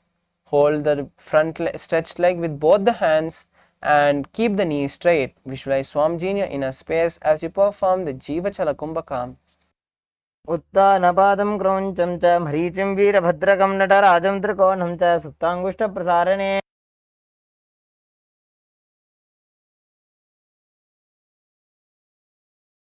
Asana is Kraunchasana. Now place your right ankle outside of the hip and hold the sole of the left foot and lift the legs up towards the forehead. Keep the knee straight and gaze to the tip of the nose as you visualize yourself as a crane. वासिष्ठमथ कौण्डिन्यम् ऊर्ध्वकुक्कुटमेव च अष्टावक्रमथोत्थानं मयूरं सेतुबन्धनम्. The next asana is Swastikasana. Now sit with the soles between the thighs and calves and keep the spine straight. Place the palms on the respective knee as you gaze at the nose in Shambhavi Mudra. Visualize yourself as the embodiment of peace, good fortune and prosperity.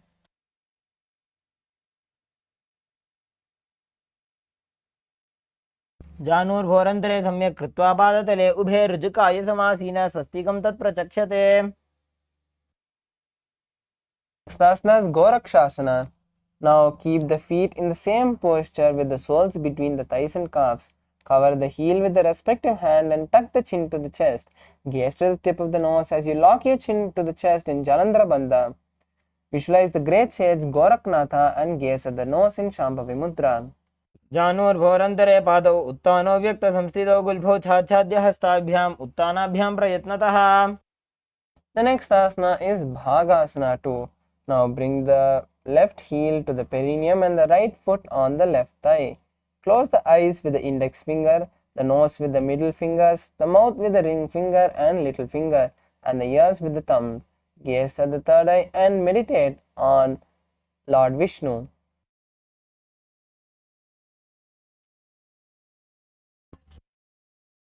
वामपार्श्वमुकुदं संस्थाप्य दक्षाङ्घ्रिवामझगने.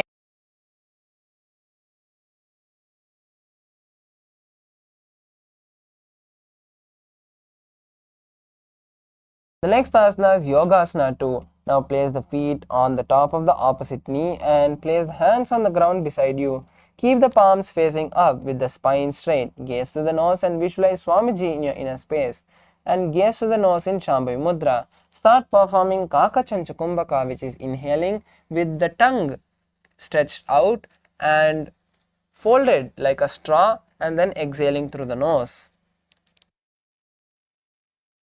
उत्तानौ चरणौ कृत्वा संस्थाप्योपरि जानुनोः. Next asana is Urdhva Kukkutasana. Now roll the hand and place the palms on the mat. Lift your body off the ground and visualize yourself as a rooster. Continue to perform Kakachancha Kumbhaka. वासिष्ठमथ कौण्डिन्यम् ऊर्ध्वकुक्कुटमेव च अष्टावक्रमथोत्थानं मयूरं सेतुबन्धनम्. Next asana is Siddha Haratali Asana. Now place your hands between the gaps of your thighs and calves. Maintain that posture without lifting your body as you gaze to the nose in Shambhavi Mudra and visualize Swamiji in your inner space. प्रथम पद्मासन को करे, हस्त दो भूगोड़ासन जिधरे. The next asana is Hamsasana. Now lift your body off the ground from this position as you visualize yourself as a swan and gaze to the nose in Shambhavi Mudra. Continue to perform Kakachanchukumbhaka. Kukkutasana स्थित्वा स्कंदपर्यन्तं मूरोनि नीत्वा. Next asana is Karumukasana. Now from Padmasana, place the hands between the thighs and calves, and while sitting, reach the hands behind the body, interlacing the fingers behind the buttocks. Bring the forehead to the floor and gaze to the nose as you visualize yourself as Lord Shiva's bow. प्रथम पद्मासन को करे, घोड़ासन दिमाही कर इधरे. Next asana is Kurmasana 2. Now from Padmasana, insert both the hands through the thighs and calves, bend the elbow and hold the respective shoulder as you visualize yourself as a tortoise. Continue to perform Kakachanchukumbhaka. By जंग पर दक्षिण बावा, दाई जंग पर by इल्यावा. The next asana is Granthi Bedasana. Now maintain the same posture as you tuck your chin to the chest in Jalandhara Bandha. Visualize Lord Shiva in your inner space and gaze to the nose in Shambhavi Mudra. Perform Kakachanchukumbhaka. अथ वक्षे नीलकंठ ग्रंथि भेदासनं शुभं ज्ञात्वा रुद्रो भवे क्षिप्रं सूक्ष्मवायुनिषेवनात्. The next asana is Uttana Kurmasana. Now slowly roll onto your back and lie down on your back. Maintain the Padmasana and continue to hold on to the respective shoulder as you visualize yourself as a tortoise. Gaze at the nose in Shambhavi Mudra. Kukkutasana बंधस्थं कराभ्यान्तृत कंधरं पीठं कूर्मवदुत्तानम् एतदुत्तान कूर्मकम्. The next asana is Pangakukutasana. Now come back and sit in Padmasana as you place both your hands through the gap of the thighs and calves. Place one hand flat on the mat and hold the hand with the other wrist. With the other hand, lift the body off the ground and balance as you visualize yourself as a rooster.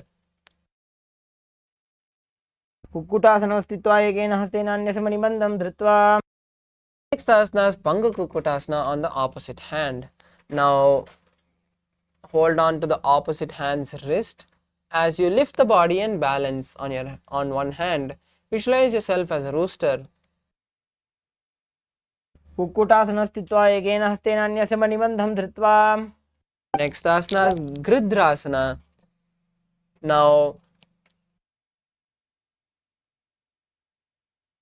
Now place the elbows on the soles of the feet and interlace the fingers, resting the chin on the hand. Visualize Swamiji in your inner space and continue to perform Kakachanchukumbhaka. जानोर्भोरन्तरे पादौ उत्तानो व्यक्तसंस्थितौ. The next asana is Padmasana 3. Now place the right palm on the left palm and place your hands in front of the navel. Tuck your chin and perform Jalandhara Bandha as you visualize Swamiji in your inner space. Gaze at the third eye in Shambhavi Mudra. उत्तानो चरणो विधाय विधिवत् शक्तिस्थितौ योगिरात्. The next asana is Padmasana 4. Now place the palms on the respective knees and visualize Paramashiva in your inner space. Gaze to the nose in Shambhavi Mudra and continue to perform Kakachanchukumbhaka. एतत् पद्मासनं कुर्यात् प्राणवायु प्रसिद्धये.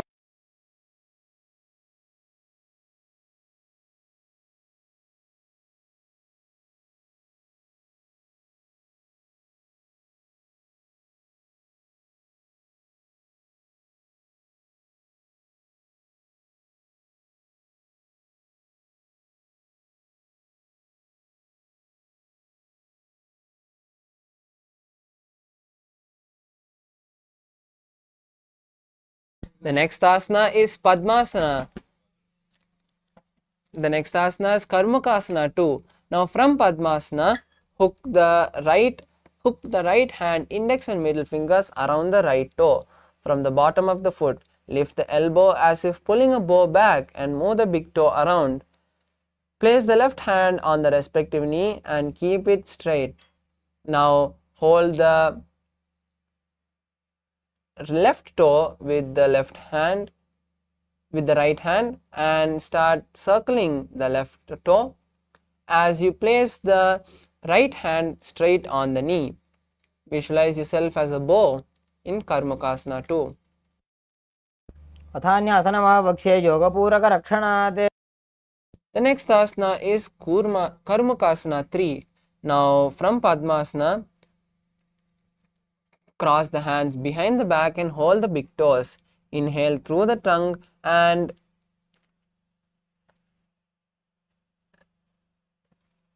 engage all the three bandhas gazing at the nose. Visualize yourself as Paramashiva's bow. कार्मुकासनमाक्षित्य उदरे पूरयेत् सुखम्. The next asana is Dhridasana. Now maintain Karmakasana 3 and release the Mahamudra Bandha. Gaze at the third eye and visualize yourself as the third eye of Paramashiva. Continue to perform Kakachanchukumbhaka. ऊरुभ्यामुपरि स्थाप्य पादयुग्मं प्रयत्नतः दक्षिणं सव्यदेशे च सव्यं दक्षिणदेशके. The next asana is Nagrasana. Now from Karmakasana, try to lie down on the back by holding your toes. If you can't hold on, release the toes and just cross the arms behind the back. Visualize yourself as a snake and gaze to the nose as you perform Saja Kumbhaka. प्रथम पद्मासन कोठाने दो हाथ पाछाने आने पाद अंगूठा पकड़े आनी सोबई कहुन्या कुल्या पानी. Next asana is Khandukasana. Now lie on the back and bend the knees, placing the thighs on the chest.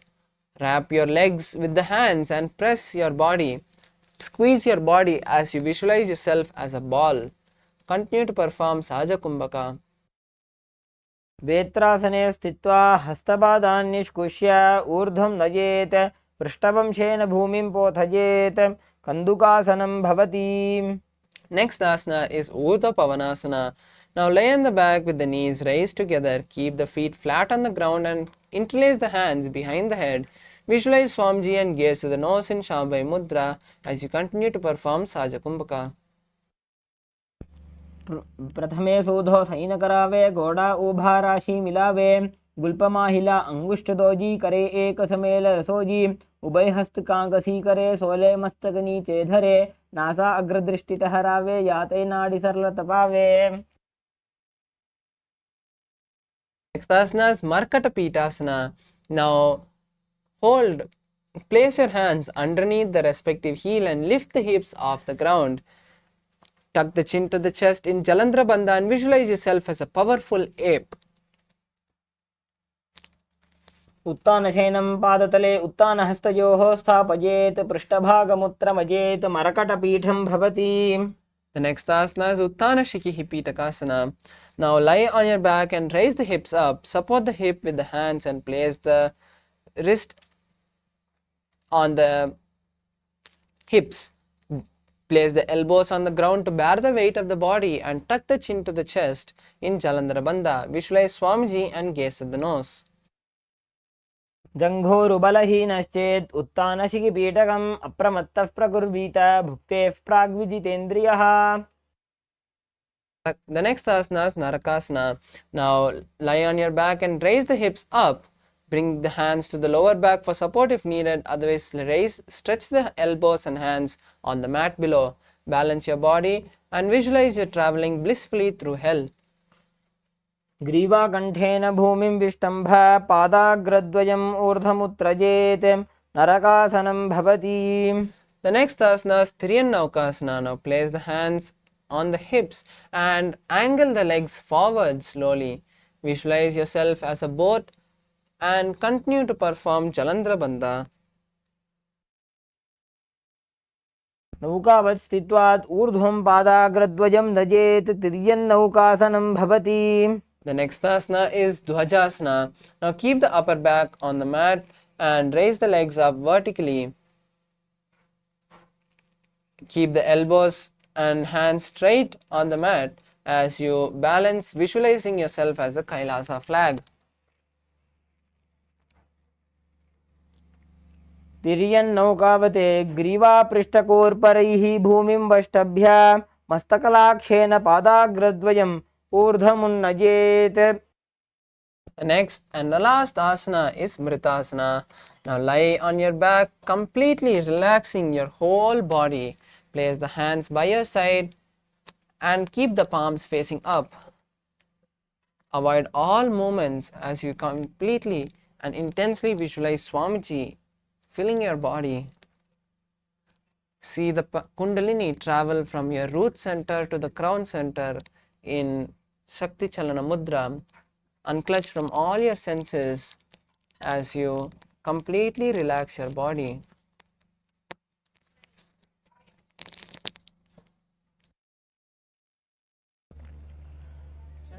उत्तानं शववद्भूमौ शयनं तु शवासनं शवासनं श्रमहरं चित्तविश्रान्तिकारकम्.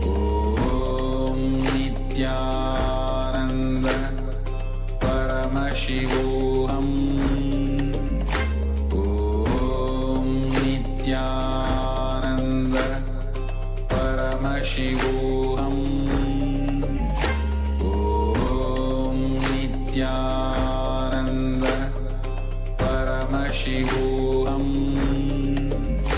Om Nithyananda Paramashivoham. Om Nithyananda Paramashivoham. Om Nithyananda Paramashivoham. Om Nithyananda.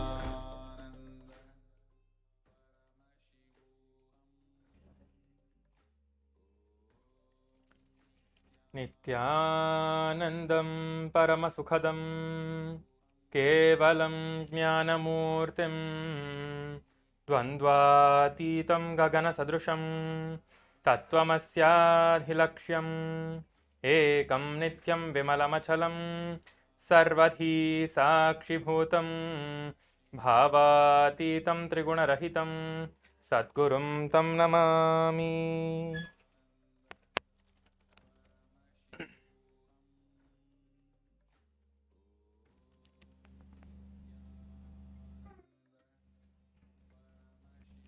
Nithyananda, I welcome all the Paramashivoham Level 3 Season 3 participants on the day 14 of the Paramashivoham program.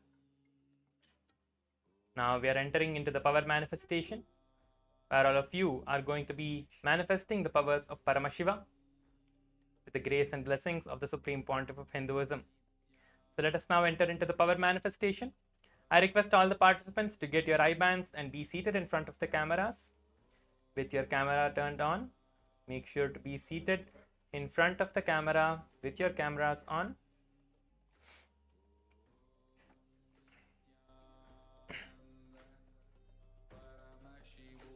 Keep your eye bands with you to manifest the power. Have an eye band with you to close your eyes. We will be manifesting the power of the third eye blindfold reading.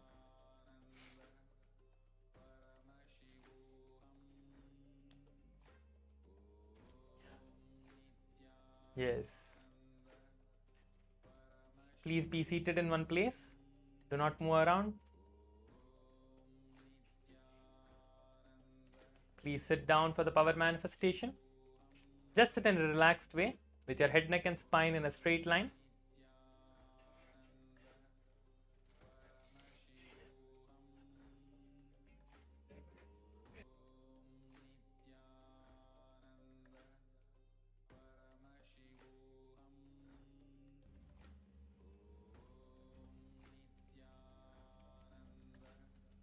Close your eyes now.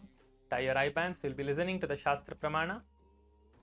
I'll be chanting the Shastra Pramana, which is a scriptural reference where Paramashiva himself reveals about the power of the third eye reading.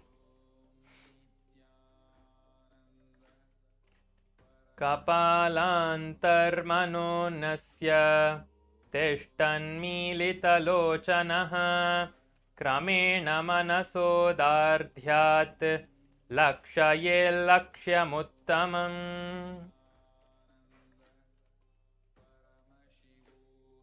This is the revelation by Paramashiva himself for the power of the third eye reading in the Vijnana Bhairava Tantra.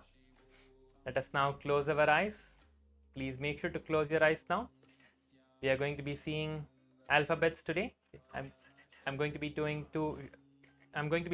two different letters for you to see through the third eye. Two different letters. So let us close our eyes and get ready for the power manifestation. Now start chanting the Mahavakya intensely.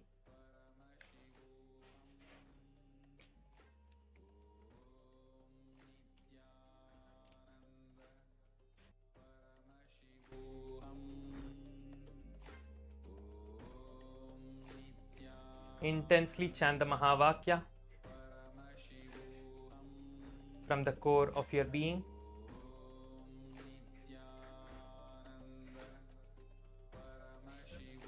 Keep your eyes closed and chant the Mahavakya, establishing yourself in the space of oneness with Swamiji. Visualize Swamiji in your third eye. and chant the Mahavakya intensely.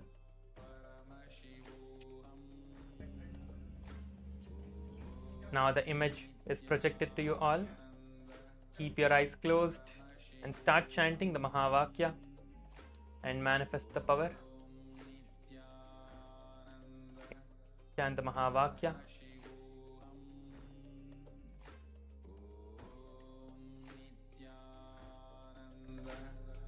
Paramashivoham. Om Nithyananda. Paramashivoham. Om Nithyananda. Paramashivoham. Om Nithyananda. Paramashivoham.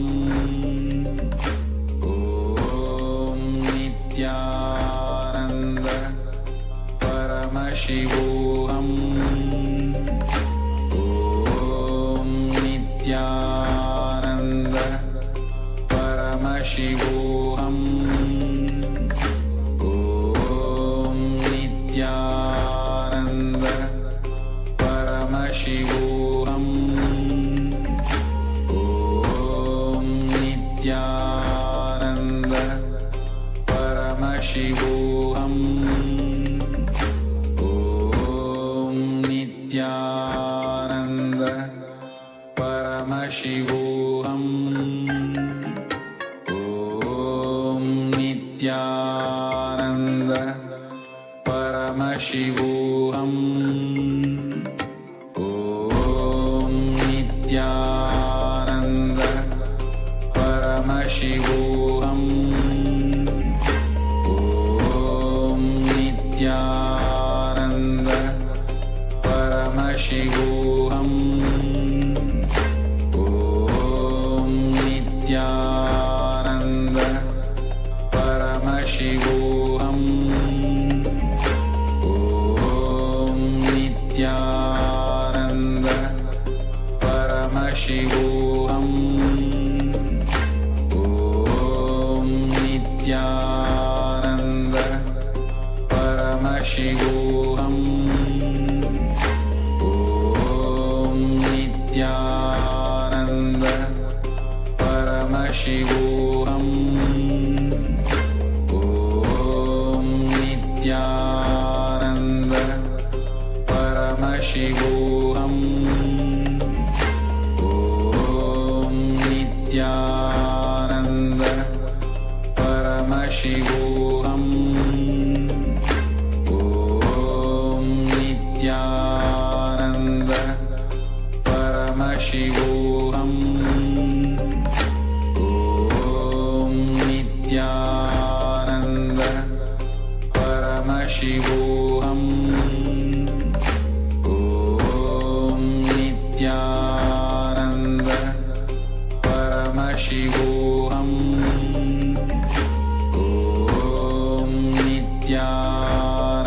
Nithyananda Paramashivoham. Om Nithyananda Paramashivoham. Om Nithyananda Paramashivoham. Om Nithyananda Paramashivoham.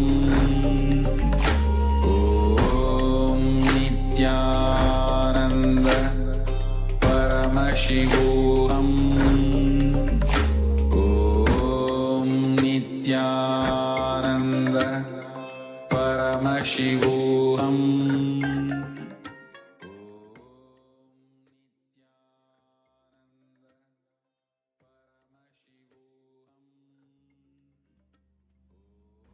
Yes.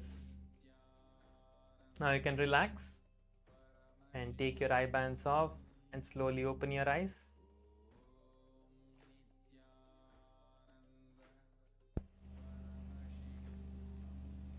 Yes, you've all manifested the power for the first round. Third eye reading for the first round of the power manifestation. We have manifested the power successfully. So you can go ahead and share your answers in the Zoom chat. You can post whatever you saw in your third eye in the Zoom chat, and I'll be seeing your answers. Make sure to share whatever it is that you saw in your third eye. Whether you feel it as right or wrong, or whatever you feel about it, do not worry about it. Just share it in the Zoom chat. Just share whatever you saw in the third eye. Make sure to share everything. Share everything that you saw in your third eye in the Zoom chat.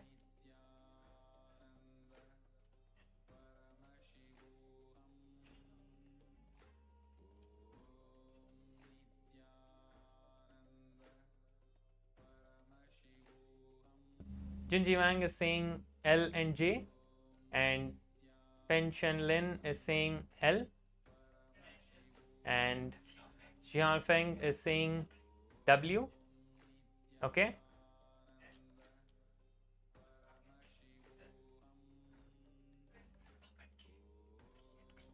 Pavan K is saying D and P. Okay. Continue to post your answers. You have a few more moments before the image is projected to you all. Make sure to share whatever you saw in your third eye in Zoom chat. Yes, now I'm projecting the image for you all. It is projected on the screen. You can see that it was T and the exclamation mark. So if any one of you saw I also, that's fine. It's like, the letter I which is inverted. It's fine. But it is the exclamation mark. So it is T and the exclamation mark. You can see that now in the screen. It is the letter T and exclamation or I, anyone. Okay. Let us now enter into the second round. Tie your eyes back with the eye bands. If you got it right, you can share that as well. But now you can tie your eyes. Tie your eyes with the eye band. Close your eyes. Visualize Swamiji intensely in your third eye and start chanting the Mahavakya.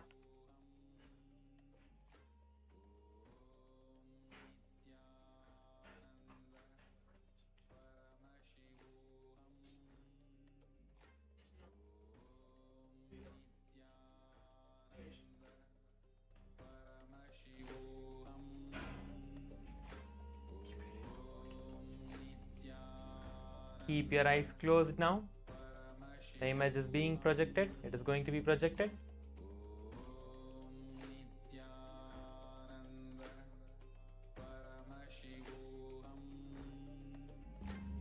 Chandrasekhar Chennai is telling P and L for the previous round. Okay. But now this round we have started Ayya, so you can close your eyes and start manifesting the next round now. Chandrasekhar Ayya, please close your eyes now. You can start manifesting the second round. The next image is being projected now. You can go ahead and start manifesting the power and seeing through the third eye and requesting Swamiji. Just request Swamiji. Swamiji, please show me whatever is being projected on the screen, and you will start seeing that. Okay? Just request Swamiji in your third eye.